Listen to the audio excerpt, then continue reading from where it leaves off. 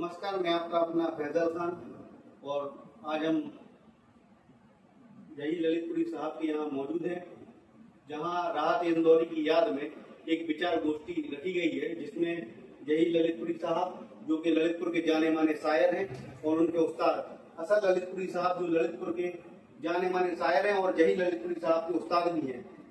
विचार गोष्ठी में वकील भाई भी हमारे साथ मौजूद है, जो ललितपुर के एक अच्छे पत्रकार साथी हैं और आज हमें बताएंगे जही ललितपुरी साहब के जो राहत इंदौरी की याद में आज क्या विचार हैं आपके, क्या कहना चाहेंगे आप? सबसे पहले मैं ललित सुबह चैनल का और उसके संचालक मोहतरम फैजल खान साहब का शुक्रिया अदा करना चाहूँगा कि उन्होंने अपने चैनल पर हम लोगों को अपने विचार पेश करने के लिए मौका दिया। हम सभी नाज़रीन का इनके चैनल के माध्यम से खैर मकदम कर रहे हैं। राहत इंदौरी एक ऐसी शख्सियत है जिन्हें भुलाया नहीं जा सकता। और राहत इंदौरी साहब के साथ आपका रहना भी हुआ, काफी मुशायरे भी ललितपुर में राहत इंदौरी साहब के हुए, जिसमें ललितपुर की जनता ने और बाहर देश विदेश के लोगों ने भी ललितपुर के मुशायरों को देखा है। और आप लोगों की सरपरस्ती में जही ललितपुरी साहब और आपके उस्ताद की सरपरस्ती में जो मुशायरा होता है ललितपुर में, जो काफी कामयाब होता है, जिसका हर जगह उत्तर प्रदेश में और देश विदेश में तमाम जगह पे ललितपुर के मुशायरे का नाम आता है। राहत इंदौरी साहब ने कई बार ललितपुर में मुशायरे पढ़े हैं और शायरी की है और मुशायरे को जो कामयाब बनाया है तो वो जही ललितपुरी साहब और असद ललितपुरी साहब ने बनाया है।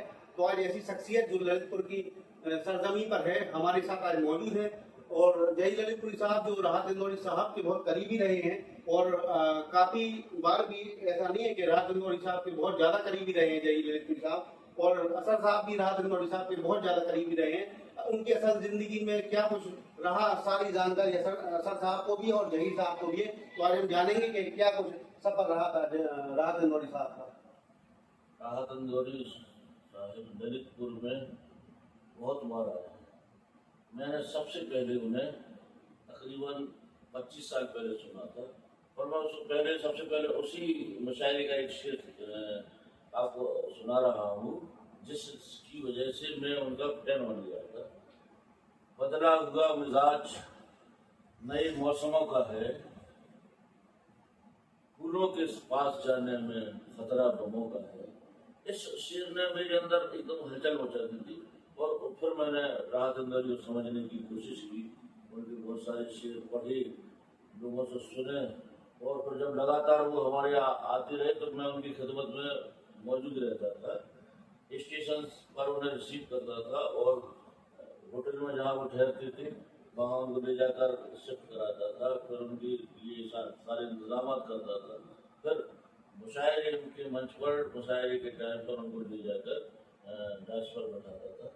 ये सारा काम मैं अपनी देख रेख में करता था, असद साहब की निगरानी में करता था।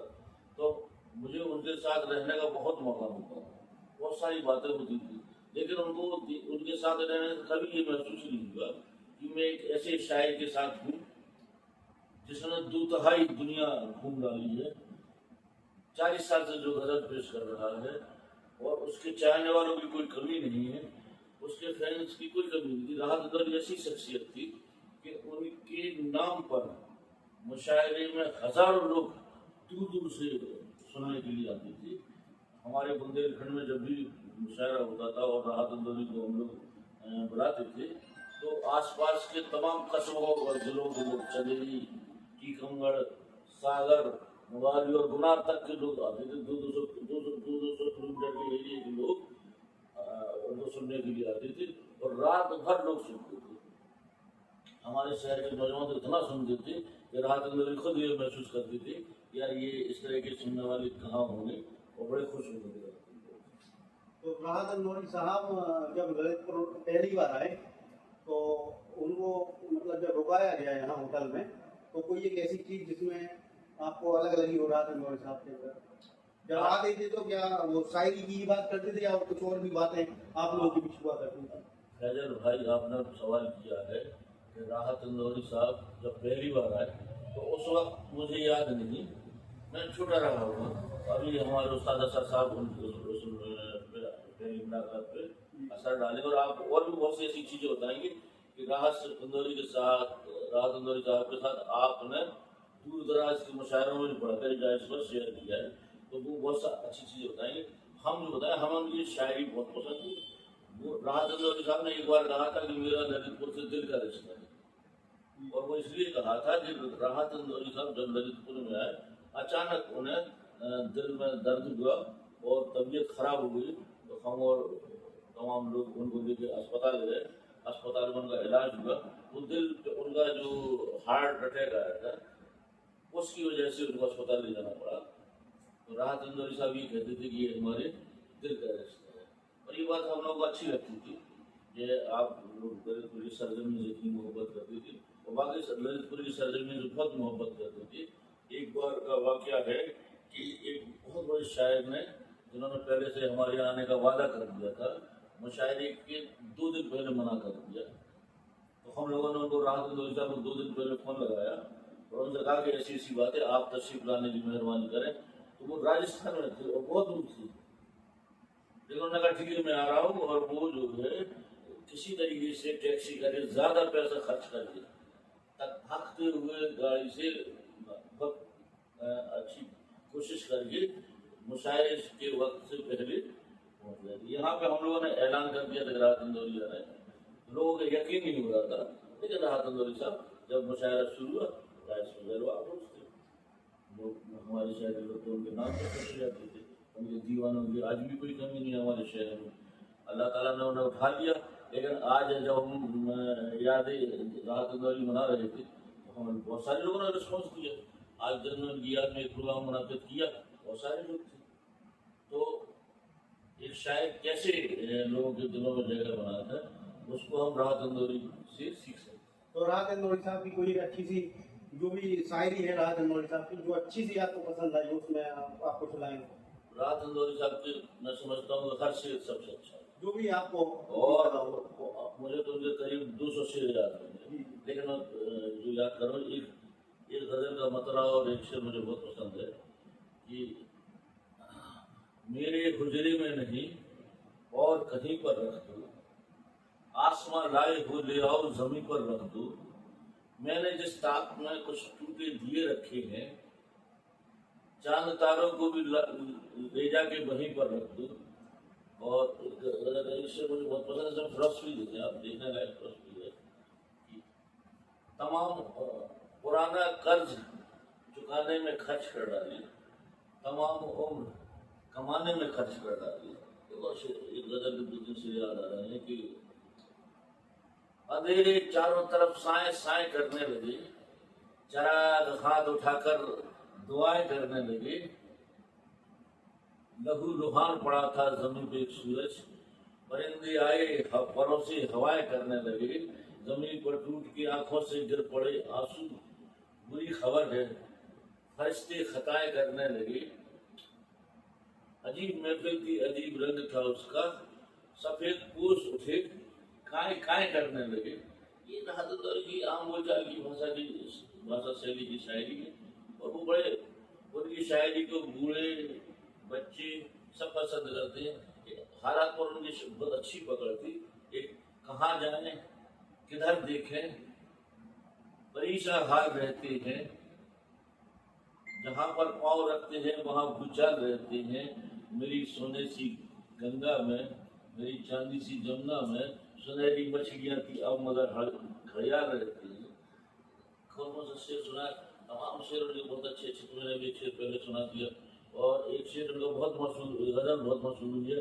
40 साल पहले उन्होंने ये गजल कही थी, लेकिन आज भी जब वो डाइस पर जाते थे तो पब्लिक और वो नौजवान लोग उनकी गजल के लिए डिमांड करने लगते थे। एक मतलब और शेर मैं सुना रहा हूँ कि अगर खिलाफ है होने दो जान थोड़ी है, ये सब दुआ है आसमान थोड़ी है, सभी का खून है शामिल यहीं की मिट्टी में, किसी के बाप का हिंदुस्तान थोड़ी है। ये इतना उनका यादगार शेर था कि लोग आज भी अगर उनको लोग याद करते हैं ये शेर जरूर सुनाते हैं। और हमारे उस्ताद बैठे हुए हैं, मैं समझता हूँ कि ऐसी- वो और अच्छे से आपको भी और सुनाएंगे। ऐसी शख्सियत थे राहत इंदौरी साहब। यही ललितपुरी साहब ने जो अपनी शायरी में बयां करके बताया है हम लोगों को, ऐसी शख्सियत थे राहत इंदौरी साहब। और जो लोग देख रहे होंगे वो भी ये समझ रहे होंगे कि कैसी शख्सियत थे राहत इंदौरी साहब। तो इसी बीच हमारे साथ जुड़ रहे हैं असल ललितपुरी साहब, जो कि कैसे थे राहत इंदौरी साहब आज हमें बताएंगे। असल ललितपुरी साहब जो कि राहत इंदौरी साहब के करीबी भी रहे हैं, और जब भी मुशायरा हुआ है ललितपुर में तो असद साहब के कहने पर असद साहब जब दूर डालते थे तो वो और प्रोग्राम कैंसिल करके ललितपुर आया करते थे। तो आज हमें असद ललितपुरी साहब भी आज याद कराएंगे कि राहत इंदौरी साहब कैसे थे, और लोग उनको पूरी दुनिया में हर जगह याद कर रहे हैं। बताइए असद साहब, उनके कुछ चंद असरात से शुरुआत की जाए। डॉक्टर राहत इंदौरी साहब एक ऐसी बाकमाल शख्सियत थे कि हमारे पास वो अल्फाज नहीं है कि हम उनकी तारीफ कर सकें। हम क्या, पूरी दुनिया उनकी शायरी का लोहा मानती है। आज वो इस दुनिया में नहीं है, लेकिन हमारे दिलों में है मौजूद। एक शेर मतलब मैं उनकी नज़र कर रहा हूँ, राहत साहब की। उर्दू की सल्तनत के शहंशाह थे राहत, उर्दू की सल्तनत के शहंशाह थे राहत, यानी कि सभी लोगों की चाहत थे राहत। बाकी बात सच है कि उर्दू की सल्तनत में जो शहंशाहियत थी वो राहत इंदौरी की थी।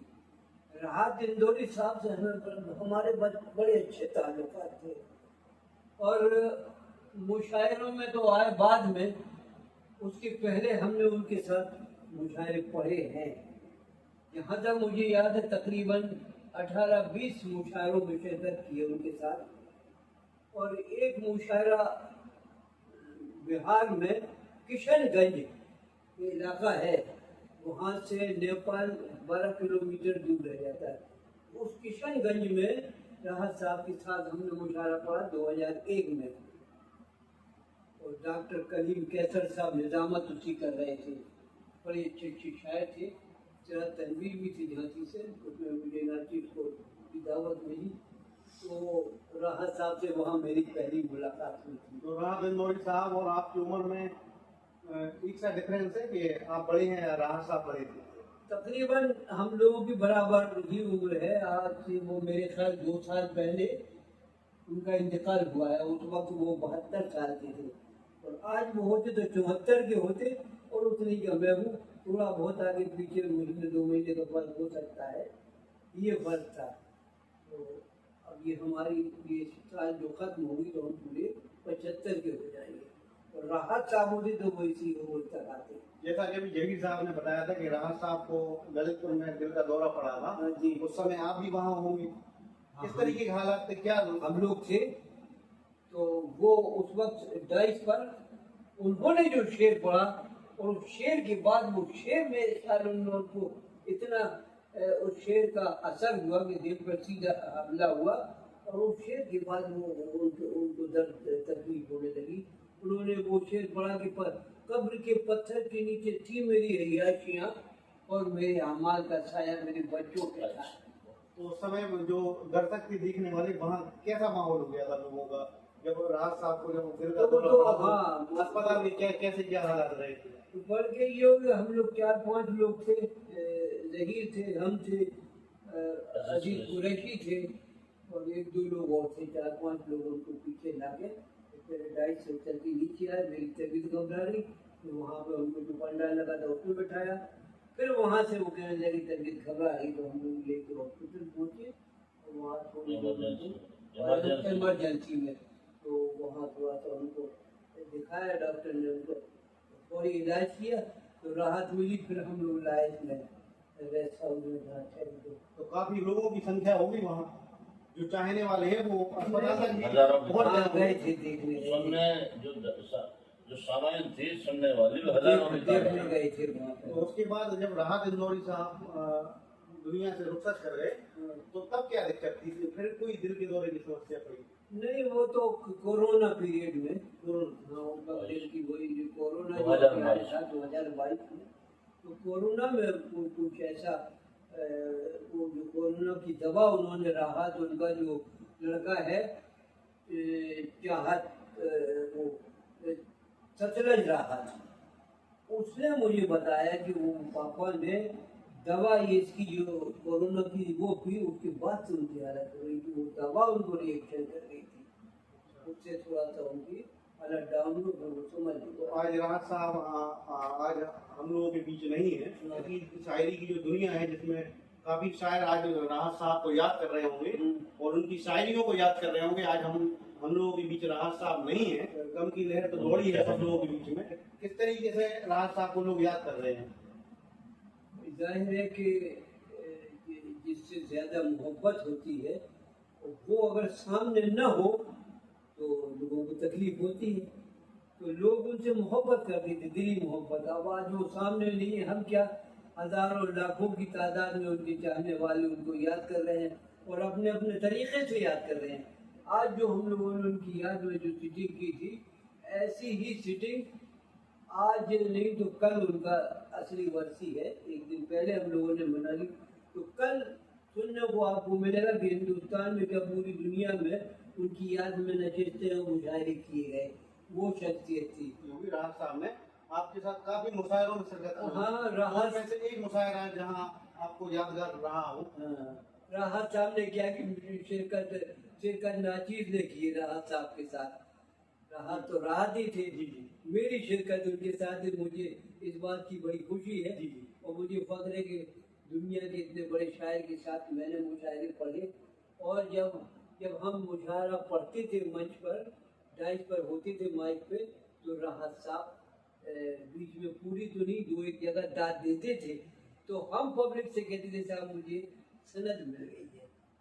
अब ये जो हमने कहा है इसकी सनद मिल गई क्योंकि राहत साहब ने दाद दी है, ये राहत साहब की दाद का असर था। जहाँ तक आप राहत साहब के करीबी रहे हैं, तो राहत साहब को क्या गुस्सा भी आता था? राहत साहब कभी को किसी बात को लेकर गुस्सा भी आता था और न नहीं भी आता था। एक बार यहाँ छोटी मरिया का जो मज़ार है, वकील को याद है जी, तो वहाँ पर एक रेटू, उनका क्या नाम, इम्तियाज रेटू लोग कहते हैं, वो सामने मौजूद था और राहत साहब पढ़ रहे थे। तो राहत साहब ने कहा देखो भाई, मैं तो यहाँ कई मरतबा आ चुका हूँ और फलाने सन से आ रहा हूँ। तो वो कह रहे नहीं साहब आप कई मरतबा नहीं आए, 4-5 मरतबा आए। के तो राहत साहब को गुस्सा, अरे भाई तू ज्यादा जानता है क्या? उसको डांटा, है तू मुझसे ज्यादा जानता है, चल आके पढ़ एक शेर सुना। मन से कहने लगे तो लोगों ने नईम वगैरह ने भाई इससे बड़ी शायद तुम क्या कर रहे हो, दबाया और राहत साहब का मुंह खराब हो गया। तो वो कह रहे नहीं कह रहे, मेरा मुंह बिगड़ता। आप तो उस्ताद हैं। कभी दाद का शेर धीरे से हमने सीमा बरन को चाहिए टूटल कोट बात कान में कहा उनके बगल में, पढ़ देता हूँ भाई। फिर उन्होंने कही अगर ये उनको टोकता नहीं तो वो 1 घंटे पढ़ते। हाँ। तो उस वक्त उन्होंने आधा घंटे या शायद 40 मिनट पढ़ा होगा बस, और जो कुछ पढ़ा बड़ा अच्छा पढ़ा। तो ये इनके साथ तब हमने ये अंदाज लगाया कि राहत साहब को गुस्सा भी आता है और मान भी बड़ी जल्दी जाते हैं। तो राहत साहब रहने वाले कहाँ के थे? राहत साहब तो खास तौर से इंदौर ही के थे रहने वाले प्रॉपर, और किसी यूनिवर्सिटी में वो हाँ अपनी यूनिवर्सिटी में पढ़ाते थे, उर्दू की शायरी और उर्दू पढ़ाते थे। काफी शख्सियत थी, PhD थे, डॉक्टर थे। बाद में उनके नाम के पहले लोगों ने डॉक्टर राहत इंदौरी लिखा, पहले नहीं लिखते थे। जब लोगों को ये मालूम हुआ, किसी मुशायरे में एक शायर ने उनको कहा कि अरे राहत साहब अब आपकी शायरी का अदब में शुमार कब होगा? तो राहत साहब का मुंह खराब हो गया, कहने लगे ये आप कह रहे हैं, आपको अगर कहना है तो चले जाइए फलां यूनिवर्सिटी में, मैंने 30 साल अदब पढ़ाया है। अभी मन में बाद में आया हूँ, 30 साल मैंने अदब पढ़ाया है, आप मुझसे कह रहे हैं अदब में क्या शुमार होगा? अल्फाज वापस लीजिए। बहुत बड़ी शख्सियत थी। हाँ, फिर एक वाक़या और हो गया था, जहीर वो मालूम है वहाँ पर कि डीएम साहब कौन से बैठे थे तो उसने कहा मरहूम हाँ अजीज अजीज कुरैशी ने निजामत कर रहे थे, वो कानपुर के थे कोई साहब, तो कह रहे साहब राहत भाई को पढ़ा दीजिए, डीएम साहब को जाना है, उनको सुनना चाहते हैं। तो उसने के लिए पढ़ा दीजिए। जब खड़े होकर उन्होंने अनाउंस किया तो राहत कहने लगे ये क्या बात हुई भाई, डीएम को जाना है तो जाए, डीएम को जाना हो तो जाए, मैं राहत हूँ, मैं किसी के कहने पे थोड़ी पढ़ूंगा। और अजीज माफी मांगो, ये इस जुमले के लिए माफी मांगो मुझसे। अजीज को माफी मांगना पड़ी सबके सामने माइक पे, आई एम सॉरी सर, ठीक है ठीक है, ये था उनका तेवर राहत साहब का। तो इतनी बात हर शायर नहीं कह सकता माइक पे, वो कह सकता कि जिसको अपने ऊपर फुल कमांड हो। हिंदुस्तान की बहुत बड़ी शख्सियत थे राहत साहब, और राहत साहब की चंद लाइनें जो लोगों तक पहुंच जाएं आपके माध्यम से। उनकी तो बहुत सी शेर है, अभी लगी ललितपुरी ने सुनाए, कुछ आप चंद लाइनें उन्हीं की शेर जी। उन्होंने जैसे कहा कि किसी फकीर का दस्ते दुआ चलाता है, हुकूमतें नहीं चलती खुदा चलाता है, मेले में घूमने वाले तुझे कुछ सवाल है, तेरी दुकान कोई दूसरा चलाता है, तेरी दुकान कोई दूसरा चला, हम अपने बूढ़े चरागों पे खूब इतराए और उसको भूल गए जो हवा चलाता है। तो ऐसी उनकी कोई कई शेर है। तो वो अभी जो इन्होंने ज़हीर ने सुना था किसी के बाप का हिंदुस्तान थोड़ी है, तो उसका मतलब ही बड़ा प्यारा था, हमारे मुंह से जो निकले वही सदाकत है, जो हमने ज़हीर के लिए निजामत में पढ़ा था, हमारे मुंह से जो निकले वही सदाकत है, हमारे मुंह में तुम्हारी जबान थोड़ी है। यानी वो जो लफ्ज निकाल देते थे वो सदाकत बन जाता था, किसी दूसरे की जबान नहीं होती थी। उन्होंने बहुत से शेर ऐसे भी पढ़े कि लोगों ने उंगलियां उठाई उस पर, तो उन्होंने उसका जवाब भी दे दिया। एक जगह पढ़ रहे थे, शेर पढ़ा उन्होंने, तो वो नंबर राना ने कहा ये तो फीमेल है, मेल नहीं है ये लफ्ज है, इसको आप इससे कहने लगे राना साहब आप भी शायर हैं और बड़े शायर, ये दोनों में इस्तेमाल होता है। नंबर साहब तस्लीम करना पड़ा। तो ऐसे ऐसे वाक़या, तो वो जो कहते थे वो पत्थर की लकीर बन जाता था। और आप भी राहत साहब के साथ रहे हैं और काफी मुशायरों में आपने शिरकत की, उनके साथ आपने पढ़ा है मंच पे, और आपकी जो एक शायरी है जो हिंदुस्तान के लिए, हमारा प्यारा हिंदुस्तान, हम चाहेंगे कि हमारे चैनल के माध्यम से आपकी ये शायरी जो ललितपुर से लेकर और देश दुनिया में काफी नाम रोशन कर रही है, और आप ललितपुर को लोग जान रहे हैं इस शायरी से, तो हम ये चाहेंगे कि आप थोड़ा सा हमारे दर्शकों को ये हमारा प्यारा हिंदुस्तान जो सुनना चाहते हैं लोग, आपको आप थोड़ा सा बताएं। चलिए, अब तो उसको तो बहुत पढ़ा हमने, और जब आप कह रहे हैं तो एक का मुखड़ा और दो एक दूसरे बंद हाजिर की देते हैं, और ये वाकई नज्म अच्छी है। हमने इसको नज्म को देवास में पढ़ा था, और उस वक्त राहत साहब ने दाद दी थी इस नज्म में हमको, तो वो एक मुखड़ा और वो धीरे धीरे हल्की आवाज में आपको सुना था। फूलों का गुलदस्ता प्यारा हिंदुस्तान हमारा है, हिंदुस्तान हमारा है, हिंदुस्तान हमारा है, जो भी इससे प्यार करेगा, जो भी इससे प्यार करेगा वो इंसान हमारा है। फूलों का गुलदस्ता प्यारा हिंदुस्तान हमारा है, हिंदुस्तान हमारा है, हिंदुस्तान हमारा है। रब का भी फरमान है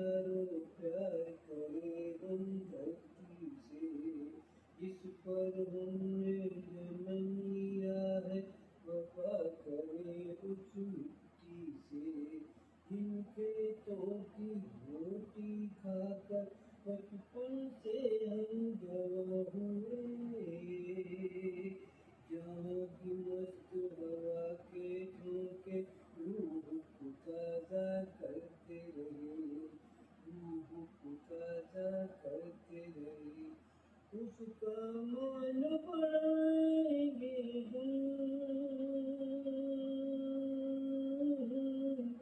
उसका मान बढ़ाएंगे हम, तो सम्मान हमारा है, फूलों का गुलदस्ता प्यारा हिंदुस्तान हमारा है,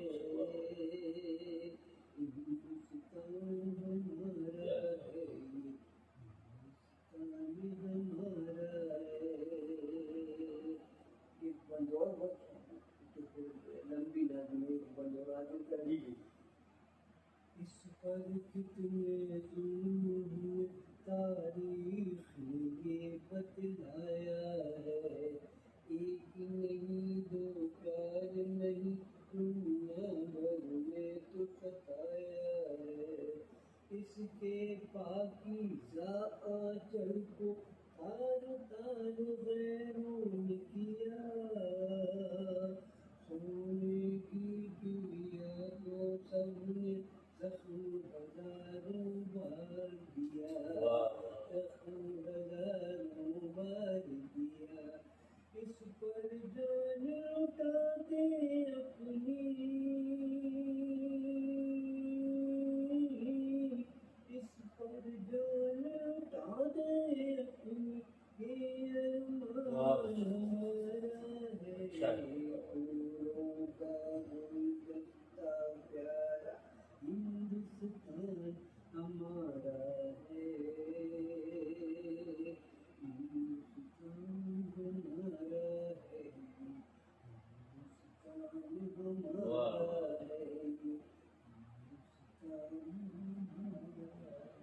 इसी के साथ हम कुछ जही ललितपुरी साहब से भी सुनना पसंद करेंगे।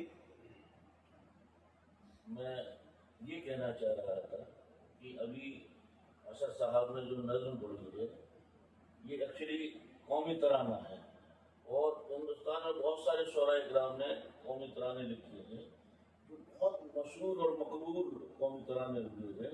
ये नज़्म उनके बराबर जाकर खड़ी होती है और पूरे हिंदुस्तान में खूब सुनी जाती है और लोग बड़े दिल से सुनते हैं।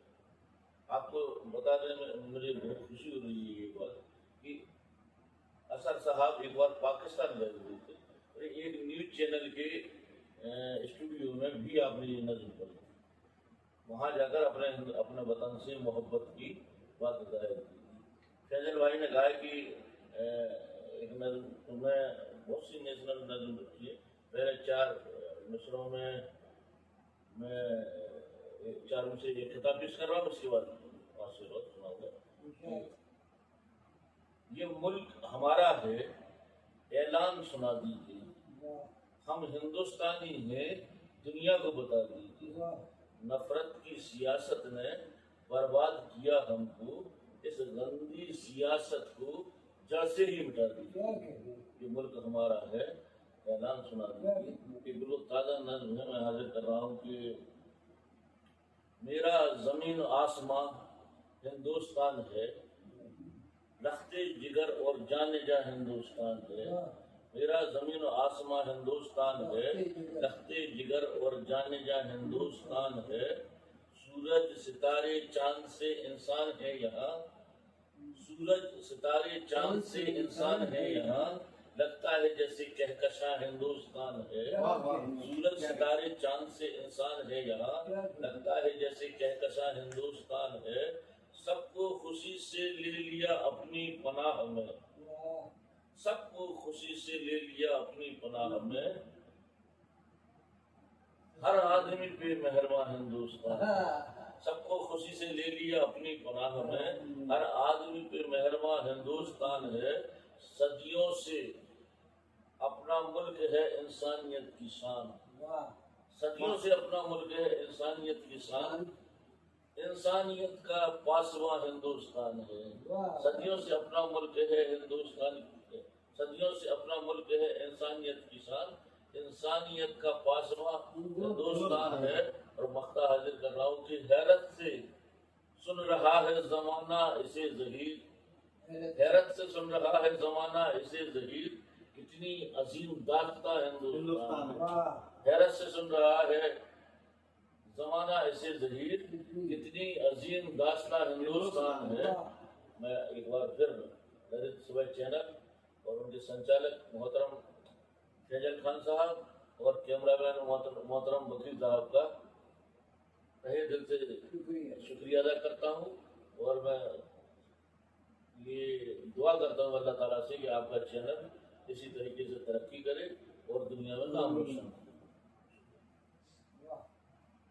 इसी के साथ हम आज समाप्त करते हैं और अगली बार हम किसी की याद में फिर आप लोगों से रूबरू होंगे और इसी तरह किसी अजीम शख्सियत को आप लोगों से रूबरू कराएंगे।